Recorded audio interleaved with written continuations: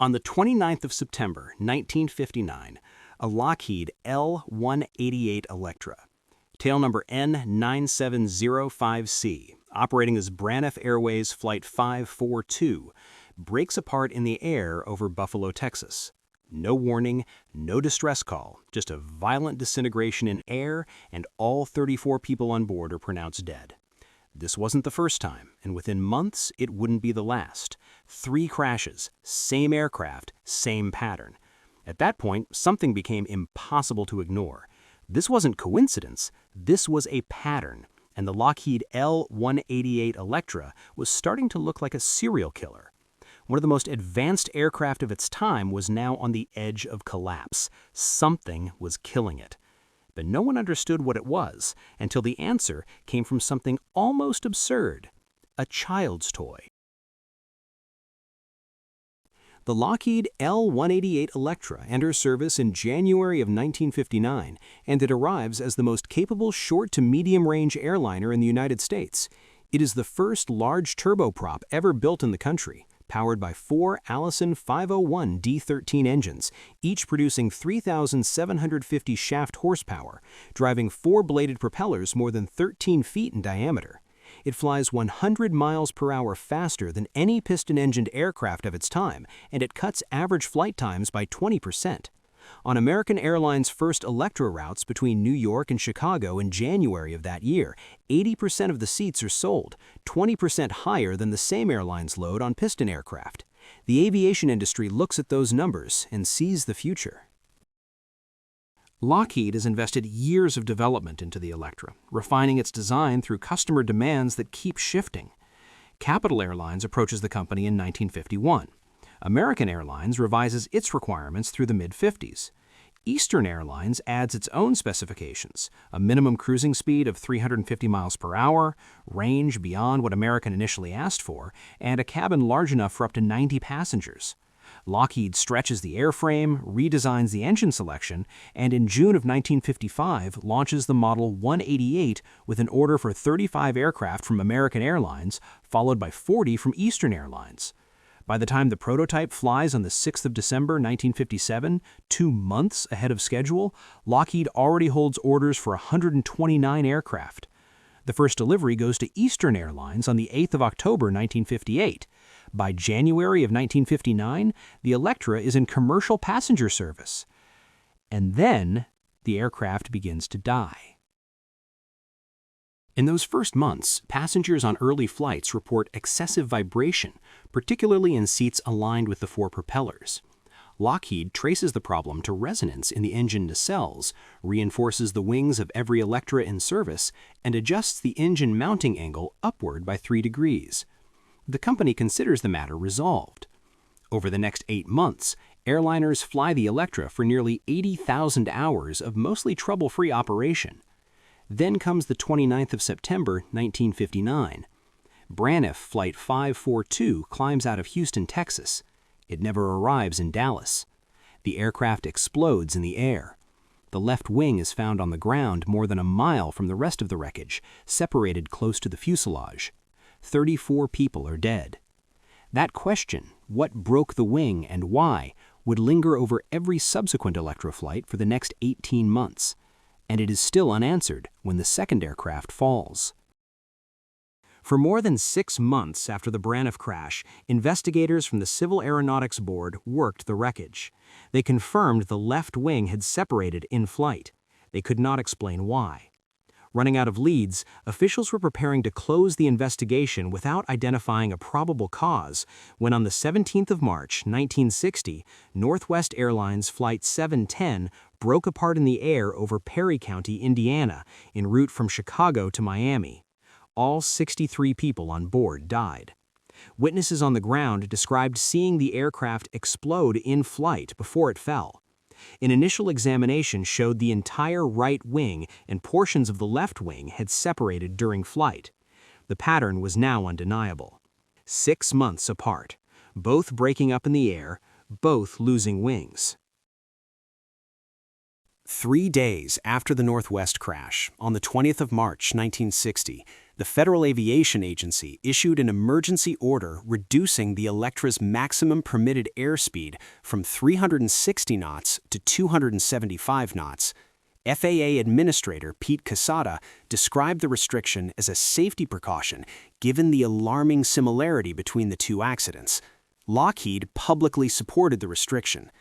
6 days later, the FAA issued a second set of orders, reducing the limit further to 225 knots, mandating wing inspections after any turbulent flight, and disabling the aircraft's autopilot across the entire fleet until approved repairs could be applied.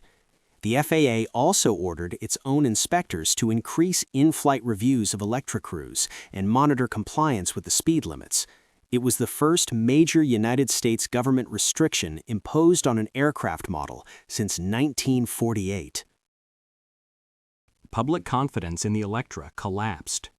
In the 10 days following the Northwest crash, American Airlines alone recorded nearly 2,300 canceled reservations on Electra flights, with every passenger citing a previous crash as the reason. Anti-Electra jokes circulated across the country. Disc jockeys mocked the aircraft on air. A Civil Aeronautics Board officer stated that if a third Electra crashed in the same manner, the reputations of the aircraft and both federal safety agencies would be destroyed permanently. CAB officials investigating the Indiana crash were so uncomfortable flying on the aircraft that they refused to travel home on it. The Lockheed L-188 Electra had gone from the most commercially promising turboprop in the United States to a machine passengers refused to board in under 18 months. And still no one knew why its wings were falling off. The investigation that followed was one of the largest structural engineering efforts in commercial aviation history. Lockheed assembled a team of more than 250 engineers and technicians. The company spent $2.5 million, equivalent to $27 million in 2025, in an 8-week effort to find the cause. It flew a heavily instrumented Electra through deliberately severe turbulence over a California mountain range, measuring structural loads across varying combinations of weight and speed. It conducted violent ground tests, mechanically shaking a complete aircraft to assess the effects of vibration and stress on critical structures. It removed a full wing from the Electra assembly line and shook it with escalating force until it destroyed itself. And to understand why none of this alone was enough to find the answer, it is necessary to understand the physics of what was actually happening to the aircraft. Wing flutter is a rapid, self-sustaining oscillation of an aircraft's wings, typically triggered by aerodynamic disturbances at high speed or in turbulence. The Electra had been designed and tested to resist wing flutter and to dampen it quickly when it occurred. Thousands of hours of analysis during the design phase confirmed that the aircraft's nacelles successfully controlled the flutter under every condition tested. On paper, the Electra's wings were not the problem. What engineers had not yet understood was the role of the propellers. Each of the Electra's 4 propellers is a gyroscope. A spinning gyroscope resists being pushed out of its plane of rotation. When a force acts on it, it does not simply deflect, it wobbles. The wobble is called whirl mode. Under normal conditions, the engine mounting structure absorbs that wobble and returns the propeller to stable rotation. But what the investigation ultimately revealed was that when the mounting structure of one of the outboard engines was damaged, even slightly, its ability to absorb that wobble was severely reduced. The wobble then caused further damage to the mount, which reduced its resistance further, which allowed the wobble to grow larger. The cycle continued, with each oscillation transferring more energy into the wing, increasing the frequency of the flutter until the wing was flexing 2 to 3 times per second. The wing was not being hit by an external force, it was shaking itself apart. And it would fail within 30 to 40 seconds of the process beginning, too fast for pilots to intervene even if they had known what was happening. The condition was called whirl mode wing flutter. It required 2 conditions simultaneously, damage to an engine mount and high speed or turbulence. Neither condition alone produced the failure. Together, they were fatal. As part of its investigation, Lockheed constructed a 1/8 scale model of the Electra and tested it in the Transonic Dynamics Tunnel at NASA's Langley Research Center in Virginia. In one critical experiment, engineers deliberately loosened the mounting of an outboard engine nacelle on the scale model and ran it at simulated speeds above 300 miles per hour. The model developed an unstable whirl mode wobble immediately. The oscillation propagated into the wing and amplified. On the scale model, the engineers could see exactly what thousands of hours of full-scale testing had failed to isolate. The motion that explained the crashes, the wobble of a spinning mass when its mounting is compromised, the energy transfer into the connected structure, the amplification until the structure fails, was already familiar from basic physics. The precession of a child's spinning top as it slows down and begins to wobble follows the same mechanical principles. When the investigators at Langley saw the scale model replicate the whirl mode flutter, they were watching a phenomenon that any child with a spinning top could have demonstrated. The challenge had never been understanding the physics. The challenge was recognizing that it was happening inside the aircraft at all, invisibly, in the seconds before the wing failed. On the 12th of May, 1960, Lockheed announced the cause of both crashes publicly. The company described the investigation as one of the most profound engineering challenges it had faced in 3 decades of aircraft construction.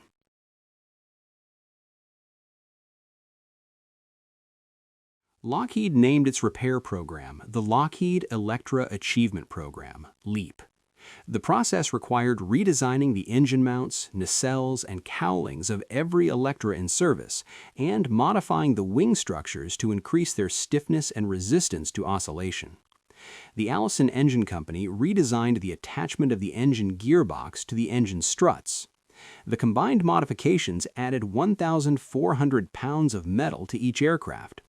The program was carried out at Lockheed's factory in Burbank, California, working on 9 aircraft simultaneously, with each modification taking 20 days per aircraft. Lockheed bore the cost directly, $25 million, equivalent to $270 million in 2025.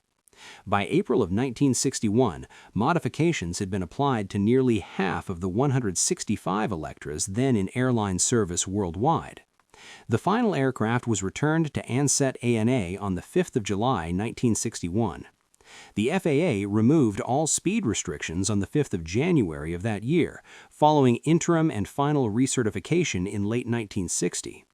The Electra's reputation had been irreparably damaged in the period between the Northwest crash and the completion of LEAP. Lockheed ended production of the L-188 in 1961, with only 170 aircraft ever built, at a total loss to the company of $53 million, not counting an additional $55 million in lawsuit settlements. The pure jet aircraft that had been entering service throughout the crisis, the Boeing 707 and the Boeing 727, made the turboprop commercially obsolete on long-haul routes before the Electra's reputation had any chance to recover. But among the airlines that continued to fly it, the modified Electra proved to be what Lockheed had always argued it was. Nearly every airline that operated the aircraft after LEAP described it as the most reliable, economical, and efficient aircraft in its fleet. At Northwest Airlines, load factors on the Electra rose above those of almost every other aircraft the company flew. At American Airlines, Electra load factors by the end of 1961 exceeded those on its pure jets. The aircraft that had been called a serial killer was in the hands of operators who understood it, and after engineers had found and corrected its one fatal flaw, one of the most capable turboprops ever built. In 1964, the FAA amended its aircraft design regulations to require that all future aircraft designs account for the effects of propeller precession on structural loads, the direct result of what the Electra investigation had uncovered. Regular, systematically managed inspections designed to detect damage before it becomes catastrophic were formalized as a regulatory standard. The crashes had forced both engineers and regulators to confront a category of failure they had not previously understood. The Lockheed L-188 Electra was not a poorly designed aircraft. It was an aircraft built at the edge of what the engineering discipline of its time could foresee. And the answer to what was destroying it, the wobble of a spinning gyroscope when its mount is weakened, the transfer of energy into a wing until the wing cannot absorb any more, had been sitting in every child's toy box all along.